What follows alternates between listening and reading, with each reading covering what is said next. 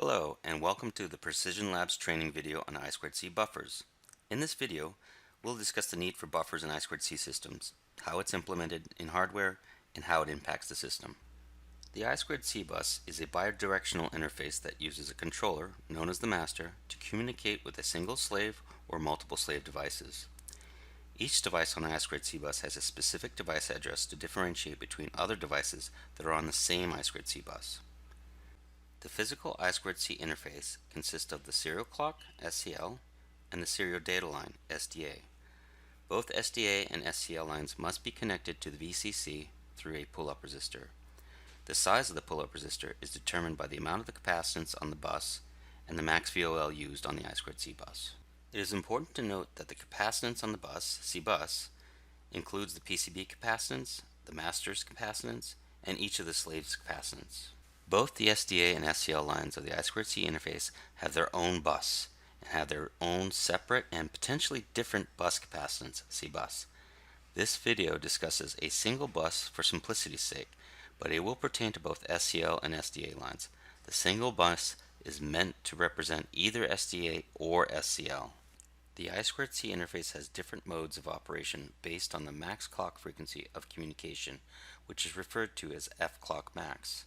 Three modes are covered in this video: Standard Mode, Fast Mode, and Fast Mode Plus. The I2C standard defines a variety of parameters for each mode of operation, but only four of the most important parameters are defined for this video, which are C-bus, T-rise max, VOL max, and IOL min.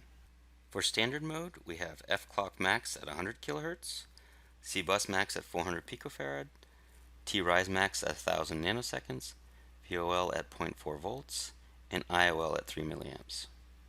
For fast mode, we have F clock max at 400 kHz, C-bus max at 400 picofarads, T-rise max at 300 nanoseconds, VOL at 0.4 volts, and IOL at 3 milliamps. And for fast mode plus, we have F clock max at 1000 kHz, C-bus max at 550 picofarads, T-rise max at 120 nanoseconds, VOL at 0.4 volts, and IOL at 20 milliamps. These parameters are used to select pull-up resistor values and to determine if a buffer is needed in the system to meet the I2C standards.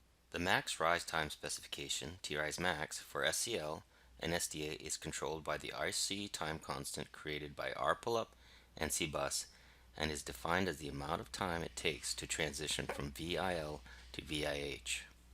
The maximum size of the pull-up resistor for a given mode of operation is defined by equation 1, where T-rise must never be exceeded for any given bus capacitance, C-bus, where T-rise max must never be exceeded for any given bus capacitance, C-bus, thus setting the upper limit of the pull-up resistance value.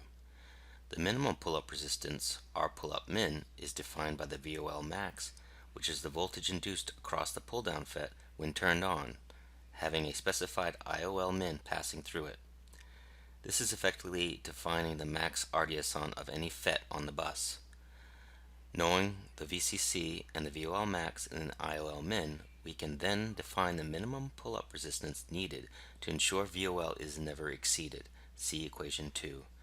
This bounds the lower limit of the pull-up resistor value.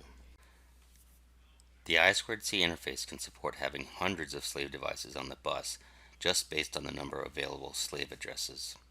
But it becomes clear that if each device can have as much as 10 picofarads of capacitance, the number of slaves on the given bus for a mode of operation will be limited by C-bus max.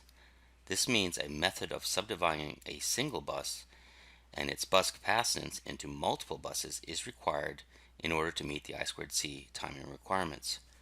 Fortunately, the I2C buffers do just that. They take one bus that has a bus capacitance of C-bus and subdivide it and isolate it into two buses, capacitance C-bus 1 and C-bus 2. Subdividing the bus capacitances requires the need for separate pull-up resistors to generate the logic high on each bus. Thus, the need for R pull-up 1 and R pull-up 2. Bus 1 and Bus 2 must both follow the I2C standards for T-rise max, C-bus max, VOL max, and IOL min for the mode of operation used. For more information on implementing, selecting, and using I2C buffers, please read the Why, When, and How to use I2C buffers application report. That concludes this video. Thank you for watching. Please try the quiz to check your understanding of this video's content.